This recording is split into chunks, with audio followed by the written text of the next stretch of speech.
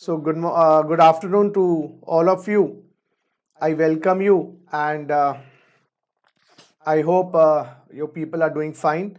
So friends, today we have started the topic of time of supply in the last class. As you know, we have started the topic of time of supply in the last class, and today I am supposed to finish this concept of time of supply. What was the importance of time of supply, my dear lovely friends? One thing is the crime, other is the date of crime. So first of all, the judge determines whether the crime has been committed. Then he sees on what date the crime is committed. If the crime is not committed, we don't find that date. Similarly, we determine whether GST is applicable on the transaction. And when is GST applicable? The 5 doors needs to be opened. 5 doors needs to be opened. Good or services, it should be. Taxable good, taxable services, taxable person, taxable territory, taxable supply. GST becomes applicable on a transaction.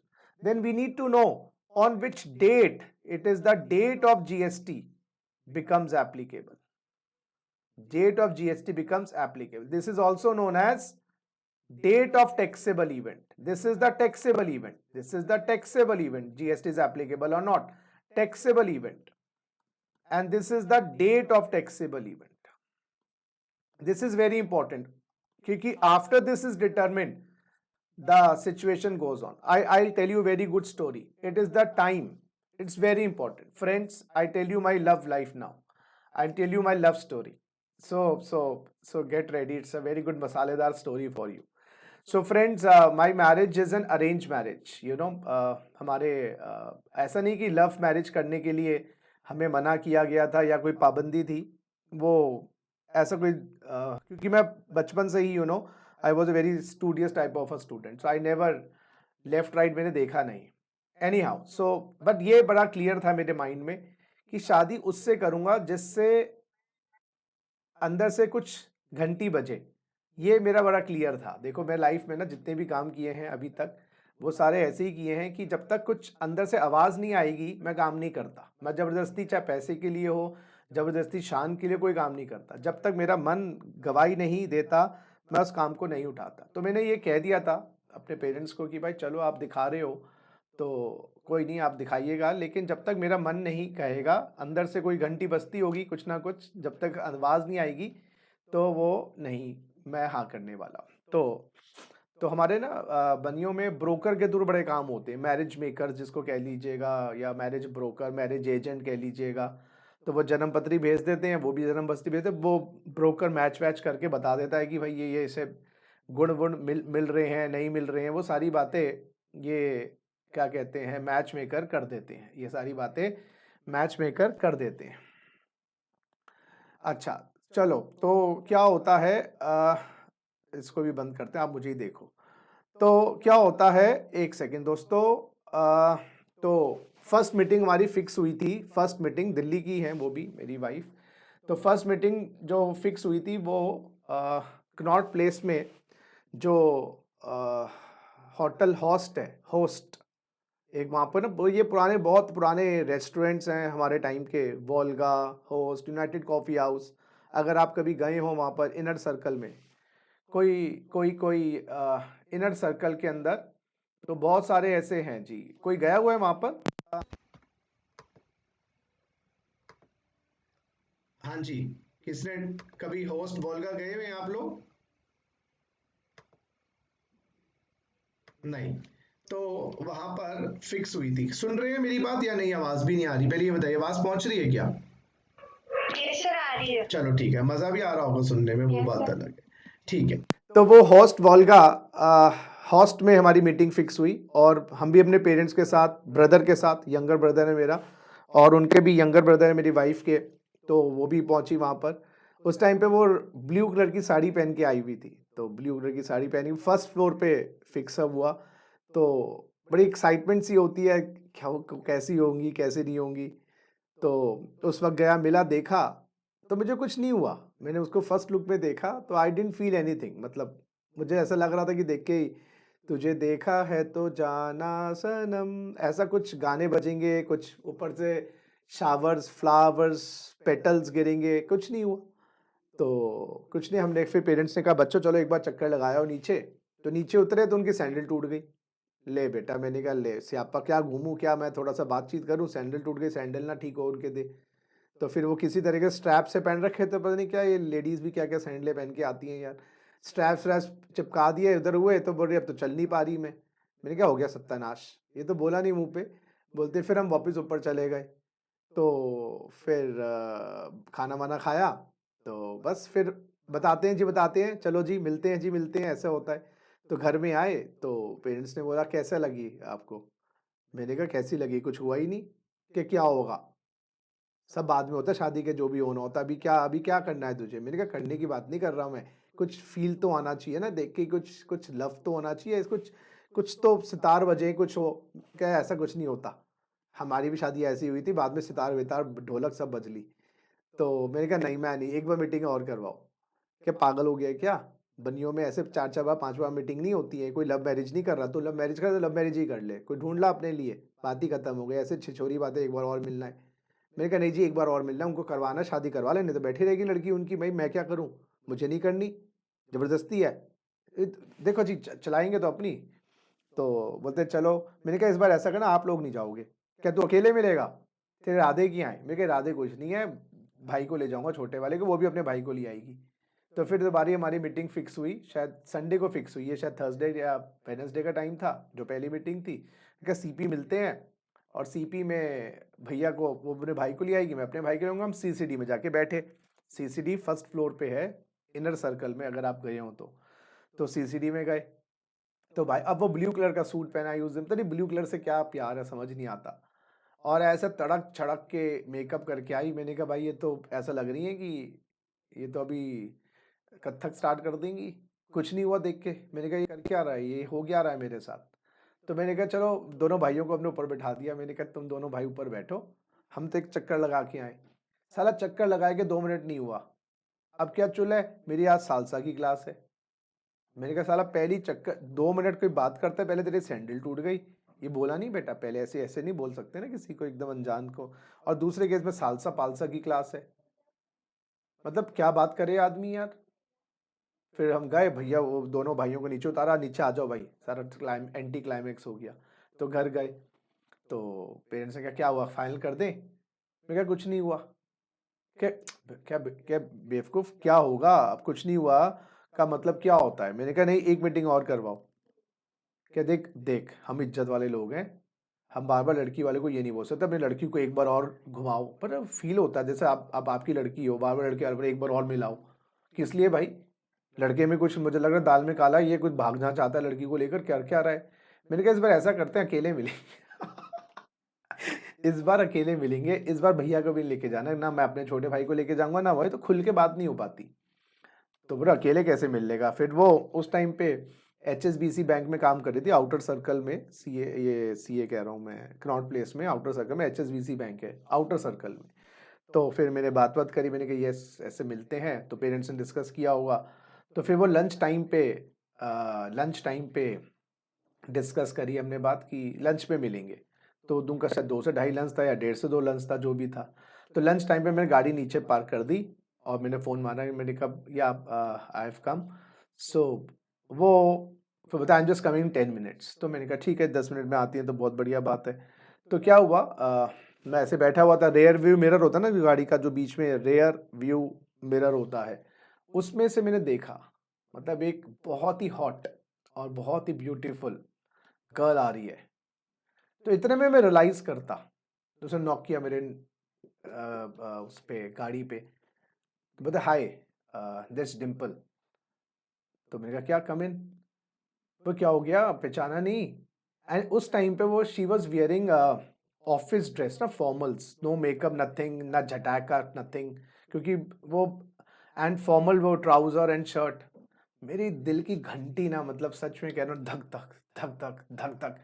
वो time था, मैंने decide कर लिया भाई, this is it, शादी करनी है तो इसी से करनी है, इसके अलावा तो कवारा मर जाऊंगा, शादी किससे और नहीं करनी। तो फिर वो टाइम, उस टाइम के बाद यस सारी लाइफ बदली। तो ये टाइम बहुत इंपॉर्टेंट है पता लगाने का, क्योंकि अगर ये टाइम नहीं आता उसके आगे गाड़ी नहीं बढ़ती आगे। तो इसी तरीके से टाइम ऑफ सप्लाई मेरी लाइफ का वो था जब वो आई, नॉक किया और मेरे साथ बैठी। तो मैं तो आपको भी यही बोलूँगा दोस्तों कि आप लोगों को भी टाइम निकालना चाहिए। जब भी किसी से मिलो तो वो टाइम एक वक्त, उसके बाद आपकी ज़िंदगी बदलती है। मेरे साथ तो ये हुआ। तो फिर फाइनली रेस्ट इज हिस्ट्री। हाँ जी। तो अब इम्पोर्टेंस समझ आ गई टाइम की। Yes sir. हाँ हाँ, अब आप लोगों के लिए भी है तो ये सीख कि भैया जबरदस्ती किसी से नहीं, जब तक टाइम डिटरमिन नहीं होगा वो टाइम आपका दिल बताएगा, जब तक आगे गाड़ी नहीं बढ़ेगी। चलो हमने बच्चों टाइम ऑफ सप्लाई में गुड्स का टाइम ऑफ सप्लाई कर लिया। गुड्स के हमने टाइम ऑफ सप्लाई 12/2 किया, जिसमें मैंने कहा डेट ऑफ रिसिप्ट अब इम्पॉर्टेंट नहीं है।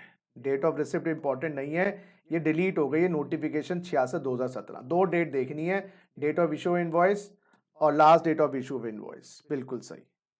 उसके बाद ये कंटिन्यूस सप्लाई की बात हमने करी, अप्रूवल बेसिस की बात करी, सिंगल सप्लाई की हमने बात करी। उसके बाद time of supply and reverse charge में हमने date of receipt of good, date of payment, date immediately 30 days, reverse charge की बात करी 12/13।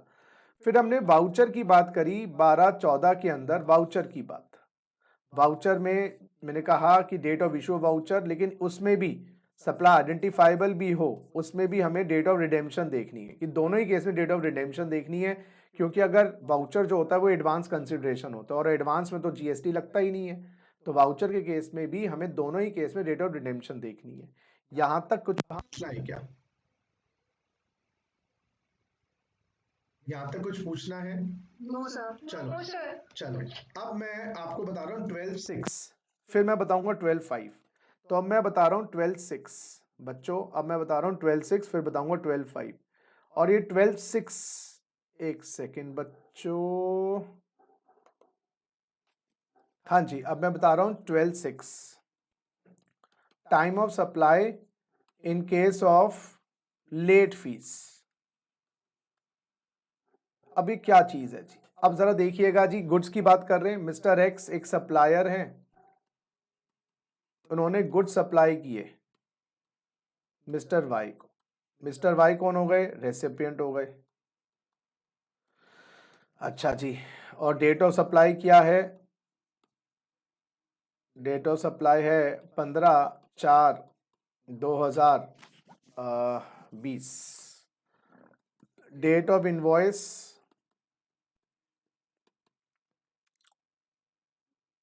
10/4/2020। Due date of payment, due date of payment है 30/4/2020। If not paid up to due date, penalty ₹1000। और amount of supply है 1,00,000। 1,00,000 की supply करिए, penalty है। अच्छा, पेमेंट ऑन 15/5/2020। पेमेंट ऑन 15/5/2020 कितनी? 1,00,000। पेनल्टी लेवीड, हाँ जी, पेनल्टी लेवी कर दी हमने 15/5/2020। बट मिस्टर वाई नेगोशिएटेड, होता ही यही है। गुप्ता जी क्या कर रहे हो, तो पुराना कस्टमर है, पेनल्टी लगाओगे क्या? बच्चे हैं हम आपके। नेगोशिएटेड फॉर ₹800 और फिर ₹800 रिसीव्ड ऑन 20/5/2020। आपको इस क्वेश्चन में समझ आ गई होगी बात। कंप्यूट वैल्यू करिए जी, वैल्यू निकालिए। करिए,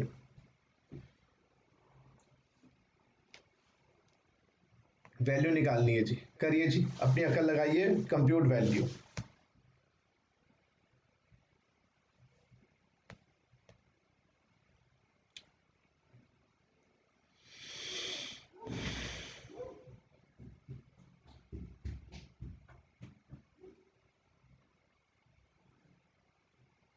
हाँ जी, प्लीज करिएगा, वैल्यू निकालिएगा। टाइम ऑफ कंप्यूट वैल्यू नहीं, sorry, compute time of supply, sorry बेटा, टाइम ऑफ सप्लाई निकाल। हम टाइम ऑफ सप्लाई वैल्यू निकालना तो सिखा ही नहीं ना। टाइम ऑफ सप्लाई करिए जी, टाइम ऑफ सप्लाई निकालिए।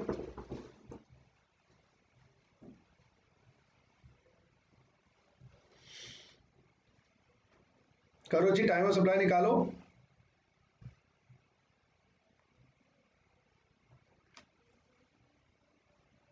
मेरी आवाज आ रही है आप लोगों तक?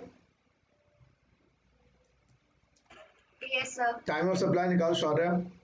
Yes, sir.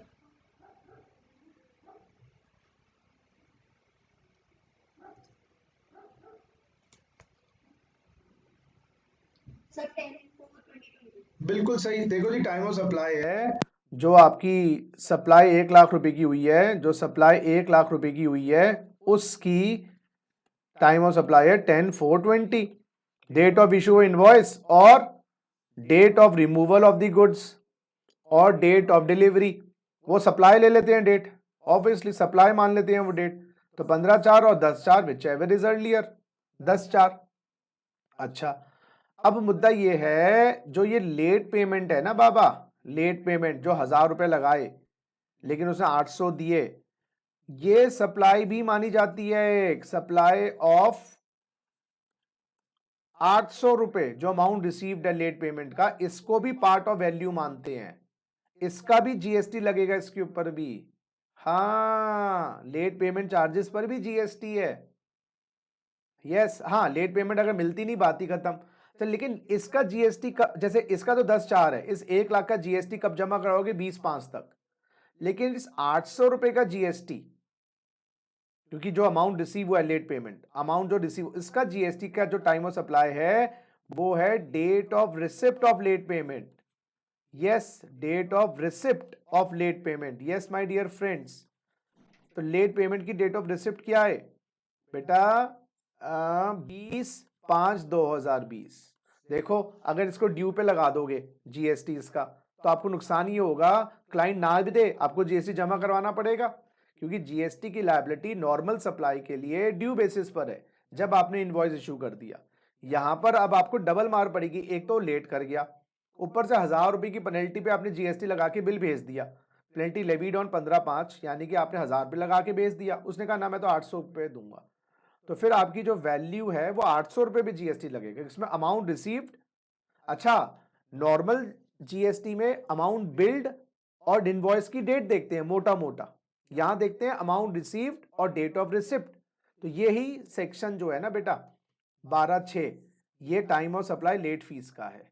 तो लेट फीस का टाइम ऑफ सप्लाई जब प्राप्ति बेसिस पे, ये रिसिप्ट बेसिस पे है, अगर लेट फीस नहीं मिली उसका जीएसटी देने की जरूरत नहीं है। तो लेट फीस नहीं मिली तो इसका जीएसटी देने की आवश्यकता नहीं है। तो यस, अगर लेट फीस नहीं मिली इसका जीएसटी देने की आवश्यकता नहीं है। और ये जीएसटी किस पे लगेगा? अमाउंट रिसीव पर। नॉर्मल जीएसटी किस पे लगता है? बिल्ड अमाउंट पे, जो आपका सप्लाई की कंसिडरेशन है। यहां पर ये नहीं बताना था, ये तो आपका उसलिए 12(2) में लगेगा, ये तो 12(2) में जाएगा, ये सेक्शन लगेगा, ये लगेगा 12(6) में। फर्क ये, तो ये टाइम ऑफ सप्लाई 12(2) में निकाला, ये 12(6) में। आइए जरा 12(6) पढ़ लें क्या कहता है। Time of supply to the extent it relates to addition in the value of supply, कुछ एडिशनल अमाउंट मिलेगा, इंटरेस्ट है, लेट फीस है, पेनल्टी है, डिलेड पेमेंट है किसी कंसिडरेशन का, shall be the date on which supplier receive such addition in value. तो जब आपको डेट मिलेगा वो डेट है डेट ऑफ रिसिप्ट। तो अगर ये अमाउंट नहीं मिला तो 800 पे जीएसटी देने की आवश्यकता नहीं है। लेकिन गुड्स में ऐसा नहीं है, क्या बोलते पैसा नहीं मिलना, हम तो जीएसटी नहीं देंगे, वहां तो आपने बिल इशू कर दिया, लास्ट डेट आ गया, जीएसटी की लायबिलिटी आ गई। तो रेट फीस में प्राप्ति बेसिस पे जीएसटी। बोलो, बात समझ आई? हाँ या ना बोलो। Yes, sir. अच्छा, ये कौन बोली? Sir, Deepika. दीपिका। ये दीपिका, आप तो शायद मैंने पहली बार सुना है आपका नाम आज। नहीं सर, मैं डायरेक्ट टेक्स्ट में सुन रही हूँ मैम। डायरेक्ट टेक्स्ट में भी नए बैच में आए हो? हाँ जी सर। अच्छा, नहीं, आप बड़े शांत स्वभाव की बच्चे लग रहे हैं मुझे। नहीं सर, तो कुछ नहीं है। ऐसा कुछ नहीं, अभी क्लास में ये तो शांति है, साइलेंस बिफोर द स्टॉर्म। चलो ग्रेट। सौम्या नहीं आई आज क्लास में? No sir. क्यों नहीं आई? क्या पता नहीं सामने नहीं है। चलो कोई नहीं, चलिए। So where it is not possible. अच्छा ये 112.5 रह गया जी, time of supply in other case. अब ये क्या चीज है जी? ये 12.6 का समझ आ गया case. Where it is not possible to determine time of supply under 2, 3 और 4। कभी कभार टाइम ऑफ सप्लाई 12, 13, 14 में पॉसिबल नहीं है। 2 में पॉसिबल नहीं है, यानी कि कुछ आपका पंगा पड़ रहा, डेट ऑफ इशू नहीं समझ आ रहा।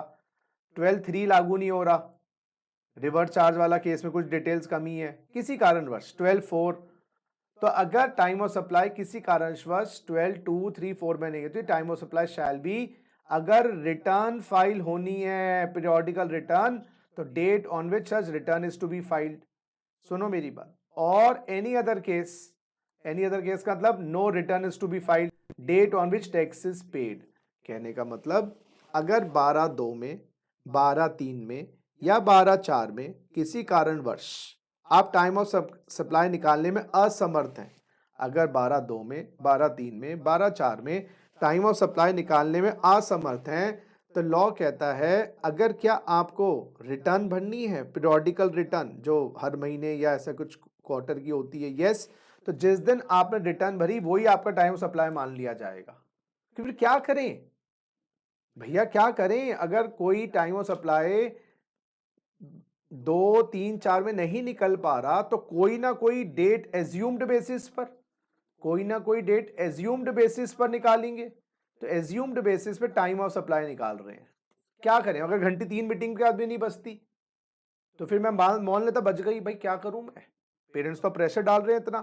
तो मेरी बात समझो, तो अगर टाइम ऑफ सप्लाई 3 के 12, 13, 14 या 12/2, 12/3, 12/4 में नहीं निकल पा रहा है, तो क्या करें? तो गवर्नमेंट कहते रिटर्न भरनी होती है हर महीने की, तो जो रिटर्न की डेट होती है वही उस ट्रांजेक्शन का टाइम ऑफ सप्लाई है। तो हम मान लेंगे कि जिस दिन रिटर्न भरी उसी दिन आपकी ट्रांजेक्शन टैक्सेबल इवेंट क्रिएट हो गया। रिटर्न भर रहे हो ना? अच्छा रिटर्न नहीं भरते सर, टैक्स जमा करवा रहे हो कि हाँ उस ट्रांजेक्शन टैक्स जिस दिन जमा करवाया वही आपका टाइम ऑफ सप्लाई है।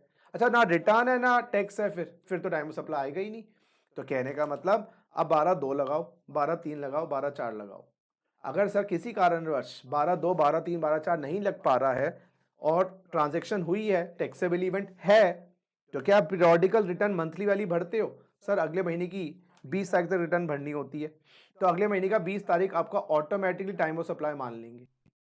अच्छा सर रिटर्न भी नहीं भरनी होती हमें, ऐसा केस हम एग्जेम्प्टेड हैं रिटर्न से, तो टैक्स जमा करवाते हो कि हाँ जिस दिन टैक्स जमा करवाया उस ट्रांजेक्शन का हम मान लेंगे टाइम ऑफ सप्लाई था, तो ये डीम्ड है, एज्यूम्ड है, मान लेंगे। ठीक है ना? वैसे तो हम 12/2, 12/3, 12/4 में रहेंगे, लेकिन अगर 12/2, 3, 4 नहीं लागू हो रहा तो बाय डिफॉल्ट रिटर्न भरनी होती है, तो date of filing the return. और रिटर्न नहीं भरनी है आपको, फिर उस केस के अंदर जिस दिन आपने उस ट्रांजेक्शन का टैक्स सरकार को जमा करवाया, हम मान लेंगे उसी दिन लायबल होंगे जिस दिन जमा करवाया। क्या करें? कोई ना कोई डेट तो चाहिए ना। एग्जाम की डेट फाइनल नहीं हो रही तो कोई ना कोई डेट बना के फाइनल कर दो।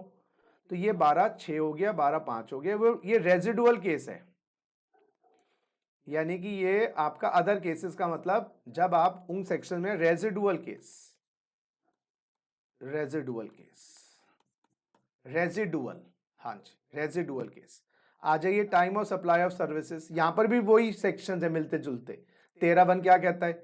Liability to pay tax on services shall arise at the time of supply as determine in accordance with the provision of this section. तो 13(1) कहता है टाइम ऑफ सप्लाई सर्विसेज का निकालना है तो आप सेक्शन 13 को फॉलो करो, वो तो पता ही है हमें। 13(2) क्या कहता है? Time of supply under forward charge, और फॉरवर्ड चार्ज में कौन लायबल होता है जीएसटी देने के लिए? टाइम ऑफ सप्लाई में कौन लायबल होता है जीएसटी देने के लिए? हाँ जी, एक सेकंड बच्चों।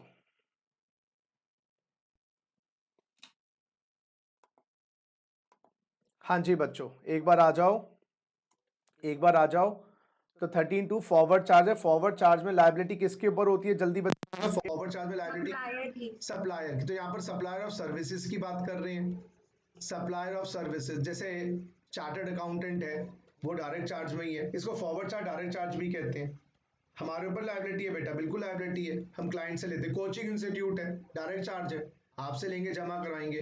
तो हमारा डेट, वो टाइम, वो दिन कौन सा होगा, जिस दिन हमारे पास सिर पर लायबिलिटी आ जाएगी, उस लायबिलिटी को उतार के कब आएंगे, अगले महीने की 20 तारीख। अच्छा, वही सेम देखो, बताऊंगा ये सब चीजें तो बताऊंगा। नेक्स्ट सेक्शन देखो 13(3) time of supply reverse charge. Reverse charge में लायबिलिटी कितनी होगी, रेसिपिएंट सर्विस रेसिपिएंट। कुछ ऐसी सर्विसेज हैं जिसपे रेसिपिएंट की गले की फांसी बनता है जीएसटी। सर रेसिपिएंट के तो हमेशा बनता है ना बाबा ना, रेसिपिएंट बियर भी करेगा, जमा भी करवाएगा, तो ये है रेसिपिएंट। अच्छा 13(4) क्या, वाउचर। जैसे वहां था 12(4), ये time of supply other cases same वैसे ही, तो ये सेम एज गुड्स है।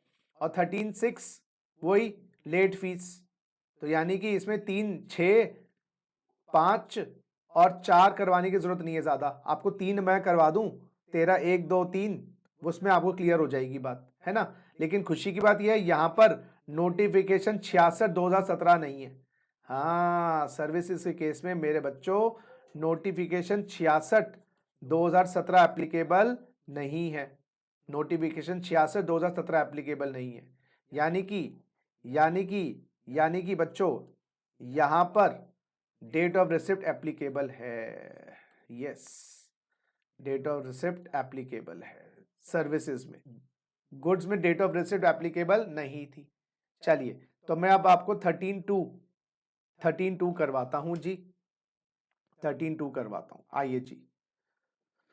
तो यहां पर डेट ऑफ रिसिप्ट एप्लीकेबल है, 66/2017 एप्लीकेबल नहीं है। हाँ जी, time of supply in case of forward charge, तो ये हो गया 13(2) time of supply of services in case of forward charge. Time of supply of services in case of forward charge. Forward charge में क्या होता है, हम दो बातें देखेंगे। क्या आपका invoice with in 30 days of provision of service, 30 days of provision of service issue हो गया है, invoice issued within 30 days of provision of service, not issued. क्या मतलब, हम देखते हैं क्या इनवॉइस आपके सर्विस की समाप्ति से, अच्छा प्रोविजन ऑफ सर्विस का मतलब होता है बच्चों completion of services, completion of services, services complete होने के क्या 30 दिन के अंदर अंदर आपने इनवॉइस इशू कर दिया है या इनवॉइस इशू नहीं किया है। अगर 30 दिन में अगर आपने इनवॉइस इशू कर दिया है तो सरकार कहती है इनवॉइस की डेट ले लेंगे, क्योंकि आप अच्छे आदमी हो, डेट ऑफ इशू इनवॉइस, जैसे वहां पर भी थी, वहां तो डेट ऑफ इशू इनवॉइस था, 30 दिन का कॉन्सेप्ट नहीं था, तो date of issue of invoice, तो हम date of issue of invoice ले लेंगे। अच्छा, अगर आपने इनवॉइस 30 दिन में इशू नहीं किया, not issued within 30 days of provision of service, तो सरकार कहती है हम लेंगे date of completion of service, date of completion of service. जिस दिन सर्विस कंप्लीट हुई हम उस दिन मान लेंगे कि आप टाइम ऑफ सप्लाई क्रिएट हो गया। तो ऐसा चार्टर्ड अकाउंटेंट, मैंने ऑडिट खत्म कर दी 30 जून को, 30 दिन में बिल इशू कर दिया, तो डेट ऑफ बिल, चलो यहाँ पर इमीडिएटली हम डेट ऑफ बिल ले लेंगे। लेकिन अगर 30 जुलाई तक, 30 जून को खत्म हुई थी, 30 जुलाई तक बिल इशू नहीं किया, तो 30 जून ऑटोमेटिकली मेरे सिर पर जीएसटी का भार आ जाएगा। भार उतार के कब आऊंगा, जीएसटी का भूत है ना, विक्रम बेताल, भूत चिपक तो गया पीछे, उतार के कब आऊंगा, अगले महीने की 20 तारीख तक। लेकिन यहां पर एक डेट और डाल रखी है, और date of payment, date of receipt of payment, yes, और यहां पर भी date of receipt of payment, जब मुझे as a service provider, as a supplier payment मिली, date of receipt of payment whichever is earlier. अच्छा, तो 30 जून service complete हुई, उससे पहले पेमेंट आ गई 31 मई को, तो 31 मई को लायबल हो गया मैं, चाहे सर्विस कंप्लीट ना हुई हो, क्योंकि लिखा है ना date of issue of invoice और date of receipt of payment. तो एडवांस पेमेंट भी अगर मिल जाए, मान ली 1 जून को मिल गया पेमेंट, या 1 अप्रैल को मिल गई पेमेंट, सर्विस अभी 30 जून को खत्म होगी, बिल इशू करूंगा जुलाई में, लेकिन 1 अप्रैल को पेमेंट आ गई, लायबल हूँ जीएसटी के लिए, उसका मुझे जीएसटी लेके जमा करवाना पड़ेगा, चाहे बाद में कैंसिल हो जाए कोई फर्क नहीं पड़ता। तो यहाँ पर रिसिप्ट बेसिस पर भी है, तो यहाँ पर ड्यू और रिसिप्ट दोनों तरीके से है। तो जिस दिन आपने इशू किया इनवॉइस या पेमेंट आपको मिली, विच एवर इज अर्लियर, और इशू अगर 30 दिन में नहीं किया तो कंप्लीशन और payment whichever is earlier. अच्छा, ये date of receipt of payment क्या है? लॉ में लिखा है date of receipt of payment is earlier. हाँ जी, ये भी earlier, date of receipt of payment earlier, date of credit in books of accounts of service supplier और date of credit in bank account of service supplier. यानी कि date of receipt का मतलब जब आपको, यस माय डियर फ्रेंड, जब आपको books में, यस बुक्स में पेमेंट आ गई आपके, या आपके बैंक में आ गई। कभी कभी क्या होता है, क्लाइंट पहले पेमेंट आपके अकाउंट में डलवा देता है, तो जब पेमेंट अकाउंट में डलवा देता है तो हमें बुक्स ऑफ अकाउंट्स नहीं देखनी, बैंक में डायरेक्टली आ गई। अच्छा, बैंक में आई पहले, अच्छा बुक्स ऑफ अकाउंट में पहले आई, चेक दे गया, तो आपने एंट्री तो कर ली उसी दिन, चेक अभी 4-5 दिन के बाद डालेंगे तो वो देख लेंगे। तो डेट ऑफ पेमेंट जब आपको मिली, किताबों में दिखाई या बैंक में दिखाई, विच एवर इज अर्लियर। आइए जरा, आइए क्वेश्चन करते हैं। Date of contract for service, date of contract for service 15/4/2020, ठीक है। Date of start of service 1/5/2020। Date of completion of service 30 June 2020, ठीक है। अच्छा, date of issue of invoice 20/7/2020। Date of payment, अब मैं मान लेता हूं बैंक में या किताबों में अर्लियर है, ये डेट है 15/7/2020। बताओ जी किस दिन ये सर्विस प्रोवाइडर अंकल जीएसटी के दायरे में आ गए इस ट्रांजैक्शन पे? Time of supply under 13/2।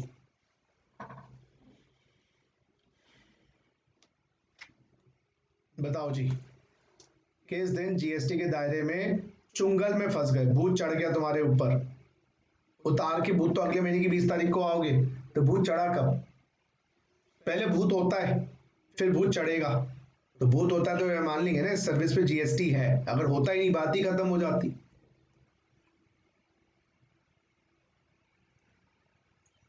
15/7। बहुत बढ़िया, क्या बात है देवेन।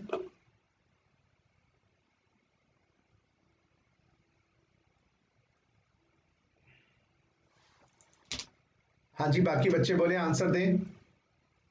सर 15/7। बहुत बढ़िया। क्यों? देखो जी, आपने ये डेट इंपॉर्टेंट नहीं है, ये डेट इंपॉर्टेंट नहीं है, 3 डेट्स इंपॉर्टेंट है, date of completion of service, date of issue of invoice, date of payment. हाँ जी, सर्विस कंप्लीट कब हुई है? 30 जून को, 30 जून को कंप्लीट हुई है, 30 जून को कंप्लीट हुई है। 15 दिन में, 30 दिन में इनवॉइस इशू कर दिया, तो डेट ऑफ इनवॉइस। लेकिन अगर इससे पहले पेमेंट आ गई तो पहले फंसा देंगे तुम्हें। तो टाइम ऑफ सप्लाई 15/7/2020। हाँ वो अलग बात है, इसका भी भूत 20 अगस्त तक उतरता, 20 जुलाई कहते हैं, इसका भी 20 अगस्त तक भूत उतरता, क्योंकि दोनों एक ही महीने में आ रहे हैं, और जीएसटी पूरे महीने का इकट्ठा करके अगले महीने तक देते हैं। ये तो है नहीं कि एक एक चीज को लेके भागेंगे, लेकिन टेक्निकली 15/7। इसी क्वेश्चन में क्या बात है, एज्यूम करो payment, date of payment is equal to 25/7/2020। अब टाइम ऑफ सप्लाई क्या होगा? 20/7। 13/2 के अंतर्गत। बहुत बढ़िया, 20/7, क्योंकि इनवॉइस की डेट पहले आ गई, क्योंकि डेट ऑफ पेमेंट बाद में है तो इनवॉइस की डेट। अच्छा, अब एज्यूम करो invoice issued on 10 August 2020। Original question में एज्यूम करना है, एजम्पशन में एजम्पशन नहीं, ओरिजिनल क्वेश्चन में। इनवॉइस 10/8 को इशू किया है।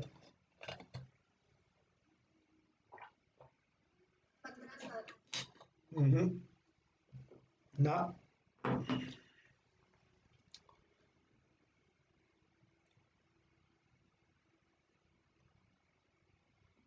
ये 30 होगी। हाँ, क्योंकि इनवॉइस आपने 15 दिन में 30 दिन में इशू नहीं किया। आपकी सर्विस कंप्लीट हुई थी ये वाली डेट 30 जून, यहां से 30 दिन में इनवॉइस इशू कर देना चाहिए था, नहीं किया तो 30 जून की डेट, और पेमेंट इससे पहले आई नहीं आई तो 30 जून। तो टाइम ऑफ सप्लाई 13/2 के अंदर कंप्लीशन की डेट ले लेंगे 13/2। हाँ, अगर 30 जून से पहले कोई पेमेंट आ जाती फिर बात अलग थी, फिर हम वो ले लेते। तो आप खाली ना इनवॉइस की डेट और कंप्लीशन की डेट देखना। पहले तो आप बच्चों 30 दिन में बिल इशू कर दिया तो डेट ऑफ बिल, और 30 दिन में बिल इशू नहीं किया तो आप लेना डेट ऑफ कंप्लीशन। अब फिर देख लेना ये एक स्टैंडर्ड डेट आ गई क्या, इससे पहले पेमेंट तो नहीं आई, आ गई तो वो डेट ले लेंगे। तो डेट ऑफ पेमेंट और date of invoice whichever is earlier, date of payment और date of completion whichever is earlier. Clear है बात?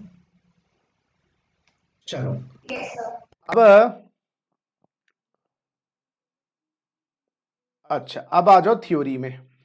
एक बार आओ जरा थ्योरी में। लॉ में क्या लिखा है?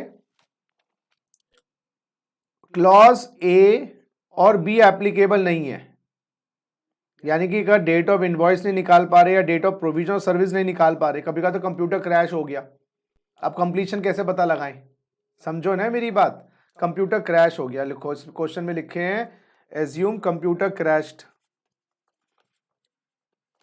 कंप्यूटर क्रैश, ये अकाउंटेंट भाग गया डिटेल्स लेके, कंप्यूटर क्रैश्ड, कंप्यूटर क्रैश्ड। अब क्या करें? फिर टाइम ऑफ सप्लाई कैसे निकालें? अब हमारे पास डिटेल्स तो है नहीं, डिटेल्स नहीं है हमारे पास कंप्लीशन की कब हुआ। तो इस केस में गवर्नमेंट कहती है सुनो, लॉ कहता है recipient shows receipt of services in his books of accounts. Recipient अपनी किताबों में कब दिखा रहा है कि सर्विस मिल गई उसको? रेसिपिएंट कब दिखा रहा है अपनी किताबों में? तो यहां पर लिखा है रेसिपिएंट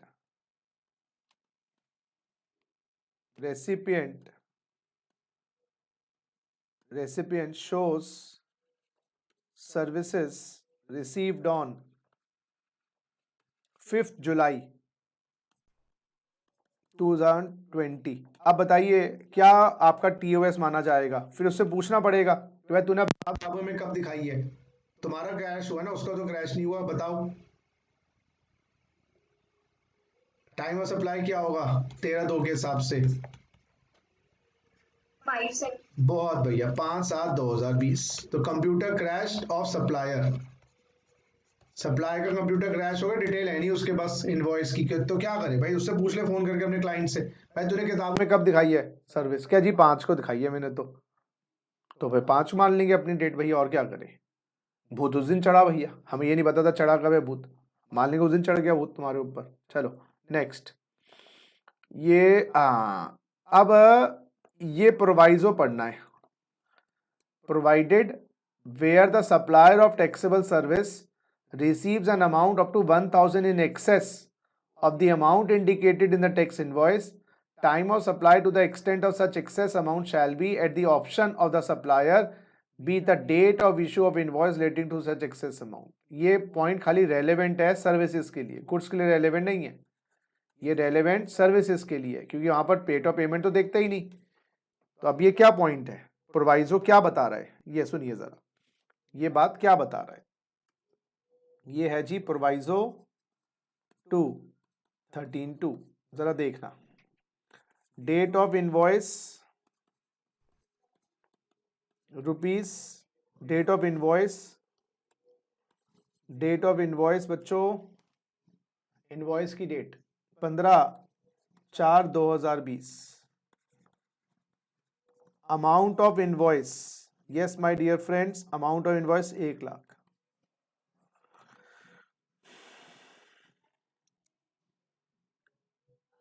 अमाउंट रिसीव्ड,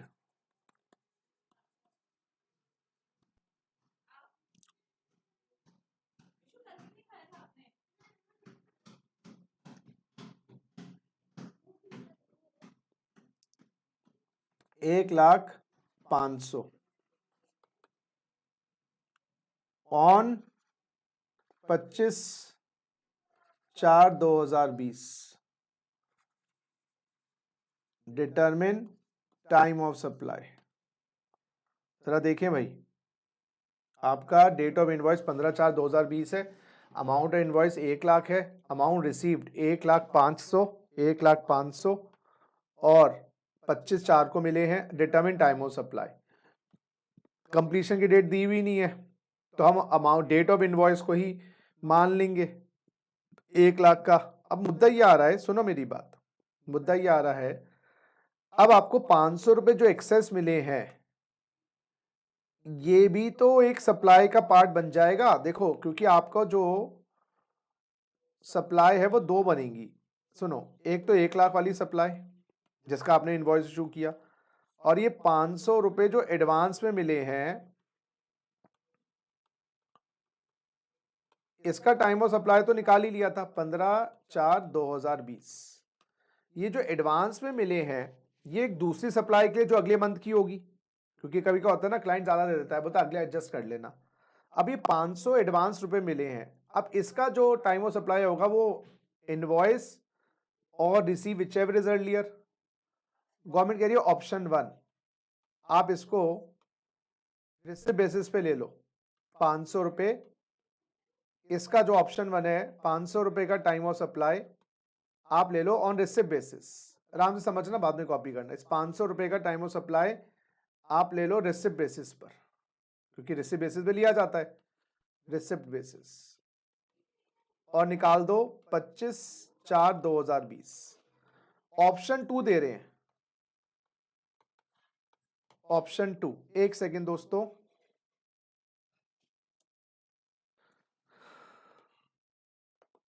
हाँ जी बच्चों। सो ऑप्शन 1 तो कि पैसा आ गया, जमा करवाओ जीएसटी, क्योंकि यहाँ पर तो रिसीव बेसिस पे लेना होता है। दूसरी ऑप्शन कह रहे हैं चलो यार इसको ऐसा करो, नेक्स्ट इनवॉइस जब उसका इशू करेंगे ना, नेक्स्ट इनवॉइस इशू करेंगे देन उसका टाइम ऑफ सप्लाई ले लेना। जब आप नेक्स्ट इनवॉइस इशू करोगे, जब आप नेक्स्ट इशू करोगे then time of supply, that then time of supply. एक सेकंड बेटा, बीच में फोन आ जाता है ना, कभी कभी इंपॉर्टेंट फोन होते हैं, अदरवाइज मैं उठाता तो नहीं हूं। Then take time of supply of next invoice. देखो मैं इसका तरीका बताता हूं क्या होता है, लॉजिक समझो। अभी हो मेरे साथ ना, लॉस तो नहीं हो गए बच्चों? अच्छा अब सुनो मेरी बात, खाली अगर 1,00,000 की बात आती, 1,00,000 दिए, 1,00,000 मिले, जमा करवा देते 25/15/4, कोई टेंशन नहीं है। देखो बेटा आराम से देखो, डेट में 15/4 ले लेते। अब दिक्कत क्या हुई है, 500 रुपए जो एडवांस में मिले हैं, दो ऑप्शन है, ऑप्शन 1 और ऑप्शन 2। ऑप्शन 1 कहता है भाई 500 रुपए की अलग, क्योंकि आगे का बिल का आएगा, ये पेमेंट अभी मिल गया, इसका इनवॉइस आएगा बाद में, पेमेंट पहले आ गई, जमा करवा दे 20 तारीख तक, 20 मई तक। लेकिन प्रॉब्लम क्या होता है, कभी कभार क्लाइंट ना एडवांस में दे देता है, बाद में बोलते हैं मेरे पैसे वापस करो, मुझे तुम्हारी सर्विस लेनी नहीं। अब दिक्कत क्या था, उसका पैसा जीएसटी का जमा करवा दिया, अब वो कहां से रिफंड लेगा? इसलिए गवर्नमेंट कहती है ऐसा करो, 1,000 रुपए तक की मारामारी है ना, तो ऐसा करो उसको नेक्स्ट इनवॉइस पे भी डिले कर सकते हो। तो क्या करेंगे हम, इस 500 रुपए का जो एडवांस अमाउंट है इसका जीएसटी अगले महीने जब इनवॉइस इशू होगा वो दिन ले लेंगे। तो we are delaying the GST of a service in case of advance amount up to ₹1,000 on receipt basis, on due basis. बात समझ आई? Yes sir. तो हम ये 500 रुपए का जो जीएसटी, 800 रुपए का जो जीएसटी है अभी जमा नहीं करवाएंगे, क्योंकि क्लाइंट बाद में मुकर सकता है कि मेरे पेमेंट वापस कर दो, आगे मुझे आपकी सर्विस लेनी नहीं। अब वो पैसा उस पर जीएसटी जमा करवा दिया होगा, ब्लॉक हो जाएगा बेकार में। तो एक ऑप्शन दे रहे हैं कि भाई कंटिन्यू वैसे ही करो जैसे सीखा है, नहीं तो ड्यू पे भी कर सकते हैं। अब पढ़ना जरा। supplier of taxable service receive an amount up to 1000 in excess. The time of supply to the extent of such excess amount shall at the option of the supplier be the date of issue of invoice relating to such excess amount. लेकिन अगर 1500 रुपए access मिले फिर option नहीं है, फिर 1500 का तो जीएसटी जब आ गया उसी दिन वो आपके ऊपर लायबिलिटी क्रिएट हो जाएगी, आपको जमा करवाना पड़ेगा अगले महीने की 20 तारीख। तो अगर ये 1500 रुपए होता तो ये 25/4 ही डेट ले लेते, अगर ये 1500 रुपए होता तो हम पूरा 25/4 ही डेट ले लेते। चलो अच्छा, उसके बाद ये बता दिया मैंने डेट ऑफ पेमेंट का मतलब जब पेमेंट आपकी किताबों में आई या डेट आपकी बैंक में आई, विच एवर इज अर्लियर। चलो गुड, ये भी हो गया। Last date of issue of invoice, ये रूल 47 है। एमसीक्यू में ऐसे क्वेश्चन आ जाते हैं कि last date of issue invoice क्या है, 30 डेज। हमने पहले कर लिया 30 डेज में इनवॉइस इशू करना, ये बात लिखी 47 में है। सर आपने 47 होता है कंफ्यूज कर दिया। अरे बेटा बच्चों यहां लिखा है ना डेट ऑफ इनवॉइस, देखो यहां लिखा है 30 डेज ऑफ इनवॉइस। ये 30 डेज की जो बात है ना ये वाली, ये रूल 47 है, ये रूल 47 है। अच्छा कहीं कहीं जगह ये 30 डेज 45 डेज भी है, कहीं कहीं जगह ये 45 डेज भी है। अच्छा वो 47 रूल में 45 डेज दिया है इनवॉइस इशू करने के लिए। कहां दिया है भैया, आ जाओ। इंश्योरेंस की कंपनियां, banking company ICICI bank, financial institutions और एनबीएफसी, चार बेटा, इंश्योरेंस, बैंक्स, फाइनेंशियल इंस्टीट्यूशन और एनबीएफसी, ये चार को 45 दिन का टाइम दिया हुआ है इशू करने के लिए, इनको थोड़ा एक्स्ट्रा टाइम दे दिया। तो ये 45 डेज में इशू कर देंगे तो डेट ऑफ इनवॉइस, 45 डेज में इशू नहीं करेंगे तो फिर डेट ऑफ कंप्लीशन। तो 4 सर्विस के अलावा 30 दिन, 4 सर्विस के लिए 45 दिन। ठीक है चलो अब समझ आ रही है बात? हाँ ना करो शौर्य। ये सब अच्छा अब आओ, एक कंटिन्यूस सप्लाई वाला भी कॉन्सेप्ट था, कंटिन्यूस सप्लाई वाला कॉन्सेप्ट था गुड्स में भी, और कंटिन्यूस सप्लाई वाला कॉन्सेप्ट सर्विस में भी है। वैसे एक बार मैं आपकी ध्यान कंटिन्यूस सप्लाई की डेफिनेशन पे भी आ रहा हूं। मैं तो अब सेक्शन 2 जो कंटिन्यूस सप्लाई है उसकी डेफिनेशंस पे भी आपको लेके जा रहा हूं, सो दैट बीच बीच में जो जो डेफिनेशंस हैं एग्जाम में आए तो आपको पता हो। वैसे मैंने कंटिन्यूस सप्लाई ऑफ गुड्स की डेफिनेशन, बच्चों कंटिन्यूस सप्लाई ऑफ गुड्स की डेफिनेशन वो ये है, continuous supply of goods means goods 232 और 233, ये याद करना है आपको। ठीक है पढ़ लेना, आपको जब बुक मिल जाए। Means the supply of goods which is provided और agree to be provided continuously और on recurrent basis under a contract, जिसका एंड नहीं होता ना, नॉन स्टॉप घूमे जा रही है, वेदर और not by means of wire, तार के माध्यम से, चाहे केबल के माध्यम से हो, पाइपलाइन के माध्यम से हो, या और कोई कंडक्ट मींस किसी माध्यम से, for which supplier invoices the recipient on a regular और पीरियोडिक बेसिस, जिसके बेस आप रेगुलर बेसिस पे इनवॉइस इशू करते हैं, and include supply of such goods at the central government में सब्जेक्ट टू नोटिफिकेशन स्पेसिफाई। तो सेंट्रल गवर्नमेंट या तो नोटिफाई करके बता दी कि कंटिन्यूस सप्लाई होती है ये गुड्स, जैसे टेलीकॉम की गुड्स हैं, टेलीकॉम से पोस्टपेड कनेक्शन वो सर्विस में आ जाएगा ना, लेकिन है ना। तो सर्विस क्या है, means a service which is provided और agree to be provided continuously on recurrent basis under a contract for a period exceeding 3 months, which with periodic payment obligation and include supply of goods or services as the government may subject to certain condition notify। मोटा मोटा मतलब समझ लो, देखो ये तो definitions हैं legally बताएंगी। मोटा मोटा जब आप नॉन स्टॉप काम कर रहे हो तो वहां पर एंड नहीं पता चलता, और जब एंड नहीं पता चलता तो इनवॉइस कब इशू करें, तो वहां पर कोई ना कोई पीरियोडिक बेसिस पे बिलिंग होती है, जैसे पोस्टपेड कनेक्शन। कंटिन्यूस सप्लाई का एग्जांपल है जी गुड्स का पोस्टपेड कनेक्शन, ये पाइपलाइन के थ्रू गुड जा रहे हैं, पाइपलाइन के थ्रू गुड जा रहे हैं, और ये पोस्टपेड कनेक्शन। तो पोस्टपेड कनेक्शन में मेरे बच्चों काम खत्म ही नहीं होता, लेकिन एक बिलिंग पीरियड तो बना देते हैं ना, 30 डेज का, 40 डेज का, वो होता है।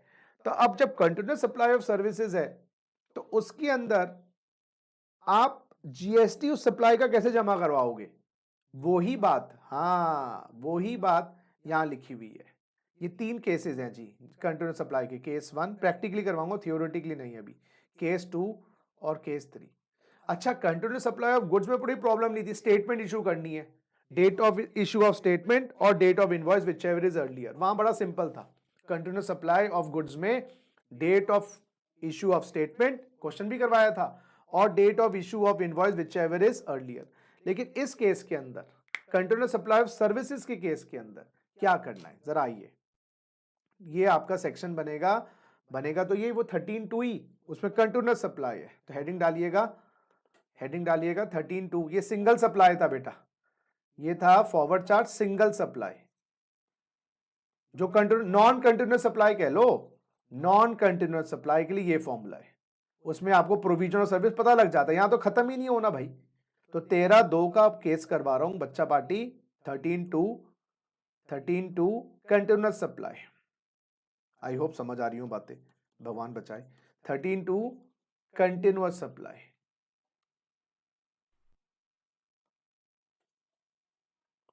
अब इसके ना केस 1 मैं क्वेश्चन ही करवाता हूं। केस 1 का क्वेश्चन है बच्चों ये। Services provided by Mr. X to Mr. Y on continuous basis with effect from 1/4/2020. Due date of payment specified is 30 जून, 30/9, 31/12 और 31/3। Other information as follows. Other information as follows. Due date of payment specified is 30 जून, 30/9, 31/12 और 31/3। हाँ जी, अब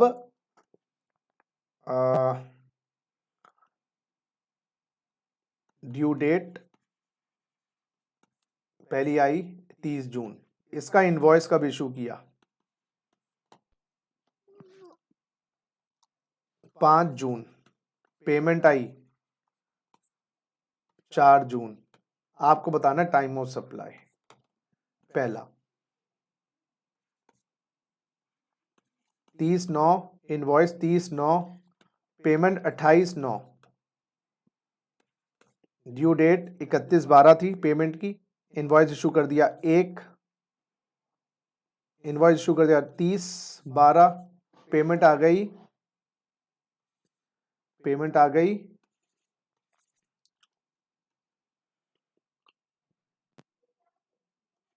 1 जनवरी। Payment आ गई 1 जनवरी 2000, जो भी 2000 क्या करना, वो 1 जनवरी लिख ही लो। 30/12 और लास्ट ड्यू डेट है 31 मार्च। Invoice not issued, payment not received. अब ये क्या है, जब कंटिन्यूस सर्विस है तो एंड की डेट तो है नहीं, तो गवर्नमेंट कहती है ड्यू डेट ऑफ पेमेंट पता है क्या? हाँ जी पता है। अब जरा क्वेश्चन को कॉपी कर लो, आंसर यहां लिखेंगे हम, मैं लिखवाऊंगा जी आंसर।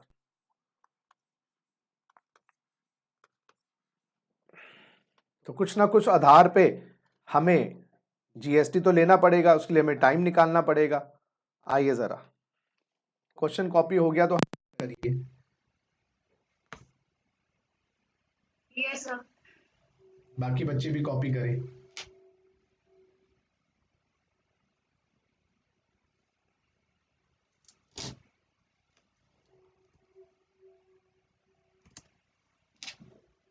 हो गया जी बच्चों copy?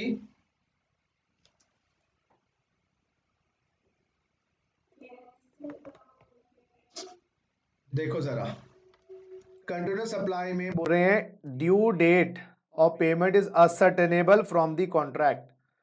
The invoice shall be issued on or before due date of payment. अच्छा, अगर कोई ड्यू डेट फिक्स कर रखी है कंटिन्यूस सप्लाई में, तो बाबा इनवॉइस जो इशू करना है वो उस ड्यू डेट तक करना। 30 दिन का टाइम नहीं है यहाँ पर, वो तो नॉर्मल होता है जब सिंगल सप्लाई होती है 30 दिन। यहाँ पे बोल रहे हैं ड्यू डेट फिक्स कर रखी है तो इनवॉइस वहां तक। अगर इनवॉइस वहां तक इशू कर दिया, सुनो मेरी बात, तो डेट ऑफ इनवॉइस। अगर डेट वहां तक इशू नहीं किया तो ड्यू डेट ऑफ पेमेंट। समझो मेरी बात। तो अब जरा देखो, क्या आपने पहले केस में देखें जरा एक बार बच्चों, क्या आपका ड्यू डेट ऑफ पेमेंट है 30 जून? क्या इनवॉइस आपने ड्यू डेट तक इशू कर दिया? नहीं, नहीं। तो फिर हम ये डेट और ये date whichever is earlier 30 June. देखो ना, 30 दिन में इनवॉइस इशू करते हैं तो डेट ऑफ इनवॉइस और डेट ऑफ पेमेंट। 30 दिन इनवॉइस नहीं करते तो डेट ऑफ कंप्लीशन और डेट ऑफ पेमेंट। यहां कह रहे हैं ड्यू डेट तक इनवॉइस इशू किया, नहीं, नहीं तो ड्यू डेट और डेट ऑफ पेमेंट। अच्छा, अब दूसरे में देखो, समझ आएगा। ड्यू डेट 30/9, क्या आपने 30/9 तक इशू कर दिया? यस, तो इनवॉइस की डेट और पेमेंट की date whichever is earlier 28/9, 28/9। अच्छा, क्या आपने इनवॉइस 30 दिन में इशू कर दिया? 30 दिन नहीं, सॉरी, क्या ड्यू डेट तक इशू कर दिया? यस, तो इनवॉइस की डेट और पेमेंट की डेट 30/12। अच्छा, क्या आपने इनवॉइस इशू कर दिया 31/3 तक? नहीं, तो फिर ड्यू डेट और actual date whichever is earlier वो आई नहीं, तो 31/3।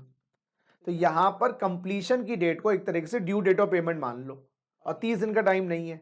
तो ड्यू डेट तक इनवॉइस इशू कर दिया तो डेट ऑफ इनवॉइस और डेट ऑफ पेमेंट, और ड्यू डेट तक इनवॉइस इशू नहीं किया तो ड्यू डेट और actual payment whichever is earlier. फर्क ही है। तो यहाँ ड्यू डेट कंप्लीशन की डेट को सब्स्टिट्यूट करती है और 30 दिन नहीं मिलते। कुछ पल्ले पड़ी बात या नहीं? जल्दी बोलो। तो जब इसमें 4/6 नहीं होगा? किस में? कौन से केस में? फर्स्ट केस में। हाँ, तो सर, इनवॉइस इशू नहीं किया ना ड्यू डेट तक। इनवॉइस ड्यू डेट तक इशू नहीं किया ना, तो डेट ऑफ इनवॉइस तो ले नहीं सकते। फिर हम ड्यू डेट देखेंगे और डेट ऑफ पेमेंट देखेंगे। ये अच्छा, ये 4/6, एक सेकेंड, ओहो, ये 5/7 मेरे मन में आ रहा है। 5/7 है और ये 4/7 है। मेरे इसको माइंड के ये कह रहा है। चलो ठीक है, अब देखो, कर लिया ठीक? बाकी बच्चे प्लीज बताएं। तो यहां पर एक डेट तो चाहिए, चाहिए एक्स डेट। वो कंप्लीशन की जगह ड्यू डेट ले ली और वहां तक इनवॉइस इशू कर दिया तो इनवॉइस और पेमेंट, और वहां तक इनवॉइस नहीं किया तो ड्यू डेट और पेमेंट। फॉर्मूला वही है, एक पर्टिकुलर तारीख तक इनवॉइस इशू कर दो तो इनवॉइस और पेमेंट, पर्टिकुलर तारीख इनवॉइस ना इशू करो तो वो तारीख और पेमेंट। बोलो, बात समझ आई नहीं आई सारे बच्चों को? Yes sir. बाकी बच्चे भी बोले।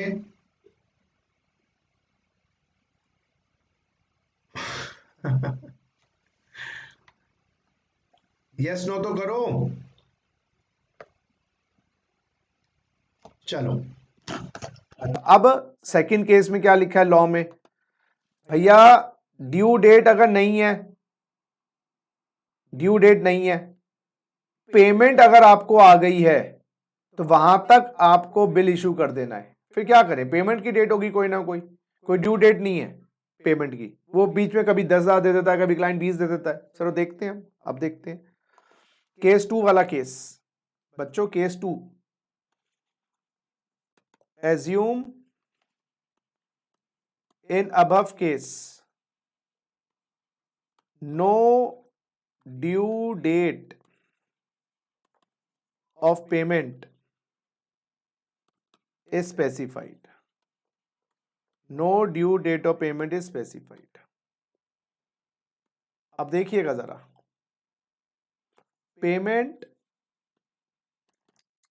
रिसीव्ड 15 जून 2020 ऐसे देता रहता है client. Invoice issued 14 June 2020, payment received 20/8/2020, invoice not issued, payment received 31/11 30/11 31/11 हो गए 30/11/2020, इनवॉइस इशूड 1/12/2020 और चौथी कोई पेमेंट उसने अपने आप दे दी 15 फरवरी 2021 और इसकी पेमेंट 15/12/2021। बोल रहे हैं इनवॉइस आपको पेमेंट से पहले पहले इशू कर देना, नहीं तो पेमेंट इनवॉइस की डेट ले लेंगे, नहीं तो पेमेंट की डेट ले लेंगे, बात खत्म। इनवॉइस पहले केस में पेमेंट से पहले पहले इशू कर दिया, हाँ, तो टाइम ऑफ सप्लाई क्या हो जाएगा 14/6/2020। क्या इनवॉइस इशू कर दिया, नहीं, तो 20/8 को ले लेंगे ऑटोमेटिकली, बात ही खत्म। तीसरे के इनवॉइस इशू कर दिया, नहीं, तो 30/11/2020 और 15/2/2021। तो बड़ा सिंपल है। तो यहां पर इनवॉइस पेमेंट की डेट तक इशू कर देना, तो इनवॉइस की डेट, नहीं तो पेमेंट की डेट ऑटोमेटिकली ले लेंगे, इतना सिंपल है। ये कंटिन्यूअस सप्लाई सर्विसेज है, वहां पर कंप्लीशन होता नहीं है, तो कोई ना कोई डेट को तो मानना पड़ेगा ना पक्का होने के लिए, बात सीधी सी बात है, ये है लॉजिक। कोई ना कोई डेट तो लेनी पड़ेगी ना बाबा, बात समझ आई शौर्य? Yes sir. चलो, और तीसरा केस क्या है, देखे जरा तीसरा केस। अच्छा बच्चों, तीसरे केस में क्या है, where payment is linked to completion of the event, the invoice shall be issued on or before date of completion of the event। हमने पेमेंट को in completion of the event assume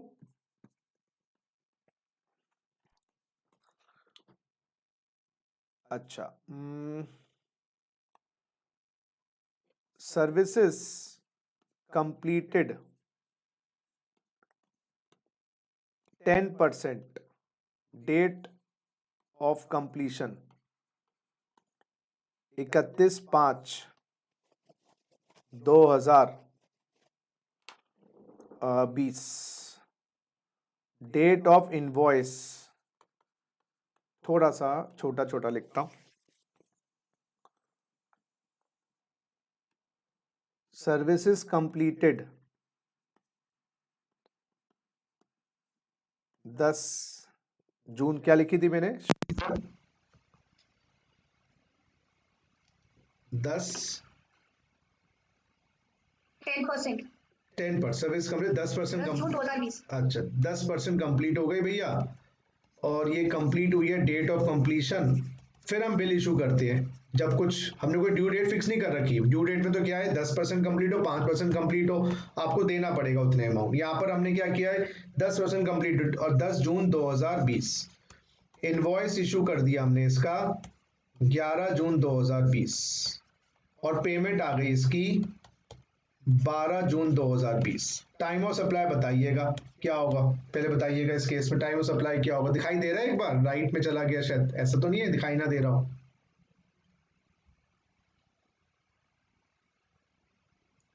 sir दिख रहा है। अच्छा time of supply बताइए क्या लेंगे। अब बोल रहे हैं कंप्लीशन ऑफ इवेंट, इवेंट है कंप्लीशन की ये डेट। क्या आपने इनवॉइस यहां तक इशू किया, नहीं, तो हम डेट ऑफ कंप्लीशन और डेट ऑफ पेमेंट फिर दोनों में से अर्लियर, क्योंकि इनवॉइस इशू नहीं किया तो इसका 10 जून 2020 ऐसे करना है। 40% कंप्लीट हुआ, कब कंप्लीट हुआ सर, अरे बेटा 10/12/2020 को कंप्लीट हुआ। इनवॉइस इशू नवी किया ही नहीं, not issued, payment not received, लेकिन क्या टाइम ऑफ सप्लाई आ गया, क्यों, यस, क्योंकि हमें 40% कंप्लीट करने पे 10/12 को हमारा इवेंट है, तो डेट ऑफ इवेंट हमारा कंप्लीशन की डेट हो गई एक तरीके से ये डेट, लेकिन ना इनवॉइस इशू किया तो फिर यही डेट हो जाएगी 10/12/2020। बात समझ आई? एक और कर लेते हैं, बाकी हमारा 50% कंप्लीट हो गया 15 फरवरी 2021, इनवॉइस 10 फरवरी 2021, पेमेंट 5 जनवरी 2021, 5 जनवरी नहीं, चलो बहुत जल्दी हो गया, पेमेंट इसके बाद हमारी आ गई 12 फरवरी 2021। बताओ क्या इनवॉइस डेट ऑफ कंप्लीशन से पहले पहले इशू कर दिया, यस, तो डेट ऑफ इनवॉइस और date of payment whichever is earlier, तो 10/12/2021। तो बेसिकली आप ये समझो, अकल लगाओ, ये तो थ्योरी है कि भाई अगर कोई इवेंट बेस्ड ट्रांजेक्शन है जहां पर हमारा कहीं ना कहीं कंटिन्यूस ट्रांजेक्शन है, तो हमें कोई ना कोई आधार के बेसिस पर, या तो ड्यू डेट ऑफ पेमेंट उसको डेट मान लेते हैं 1 तारीख, जिसके बेसिस पे इनवॉइस देखेंगे। अगर नहीं तो पेमेंट की डेट, कोई ड्यू डेट फिक्स नहीं कर रखी, या फिर कंप्लीशन को, अब इवेंट है तो डेट ऑफ कंप्लीशन को वो मान लेंगे पर्टिकुलर इवेंट, तो कोई ना कोई डेट के आधार पर बोलेंगे वहां तक इनवॉइस इशू कर दो, तो डेट ऑफ इनवॉइस और डेट ऑफ पेमेंट। और वहां तक इनवॉइस इशू नहीं किया तो या तो ड्यू डेट या डेट ऑफ पेमेंट या कंप्लीशन की डेट। बात समझ आ गई? चलो, ये हो गया जी आपका 13/2, 13/2 हो गया जी।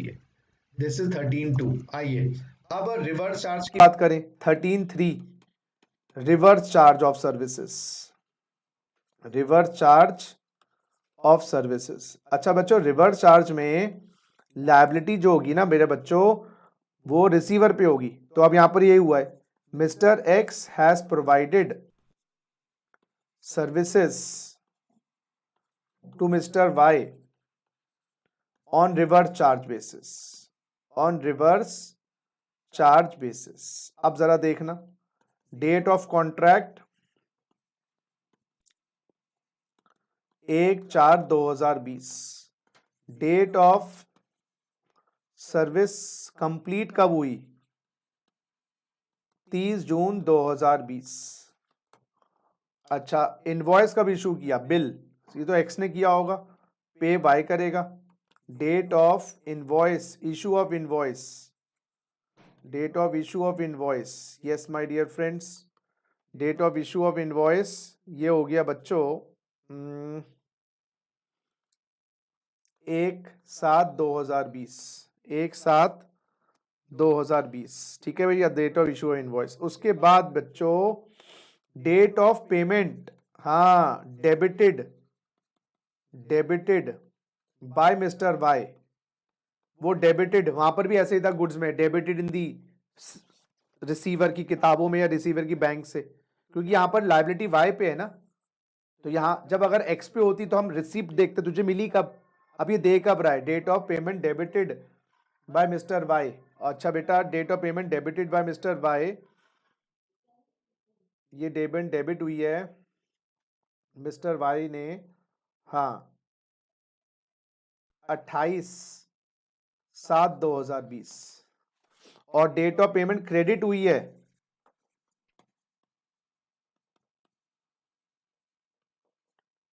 बाय मिस्टर एक्स, उसके अकाउंट में क्रेडिट हुई है 30/7/2020।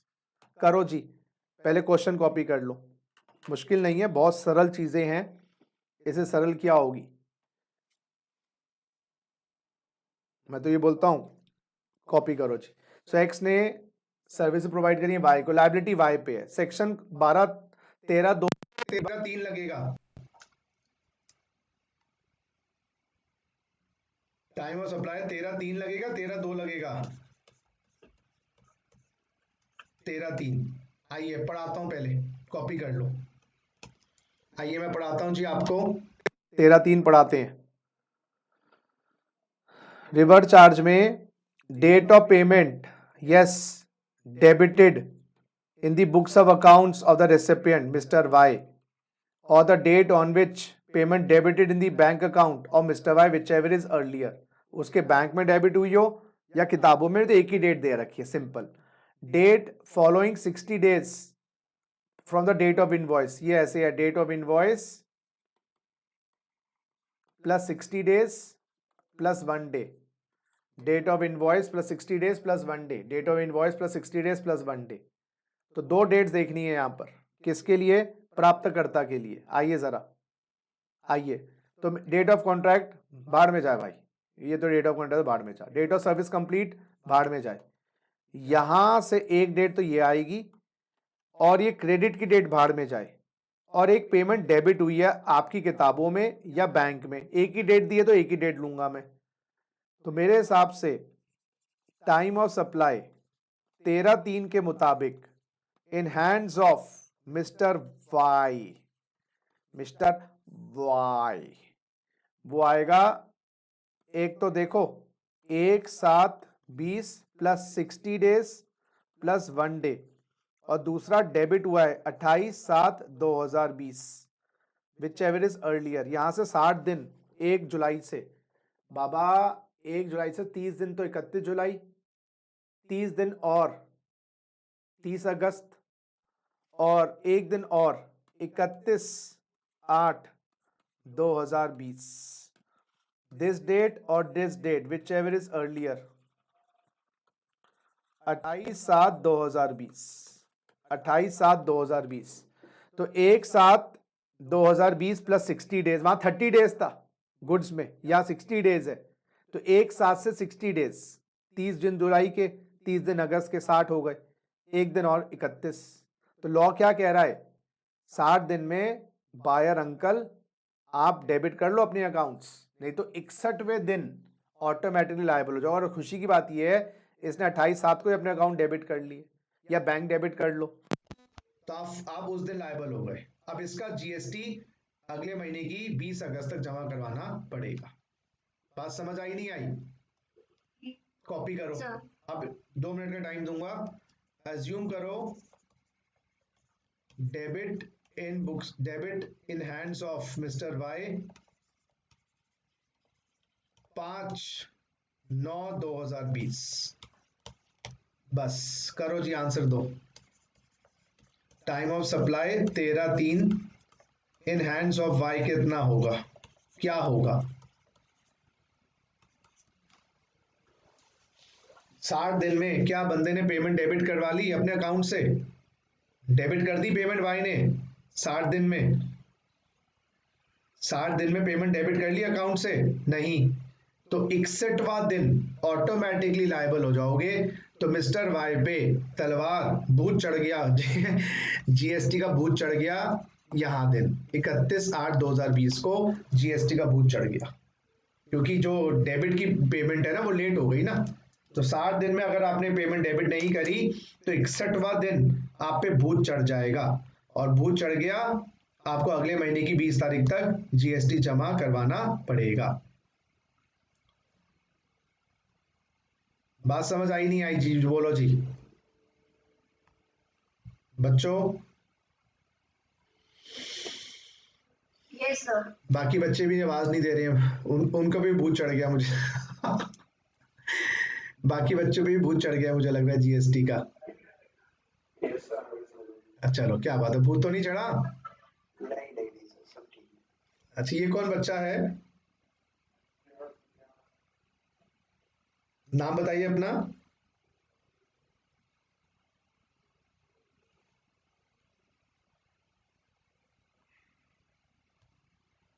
चलो चलो, समझ आ गई बात। अच्छा, अब मैं 3 सेक्शंस को जल्दी से करवा देता हूं।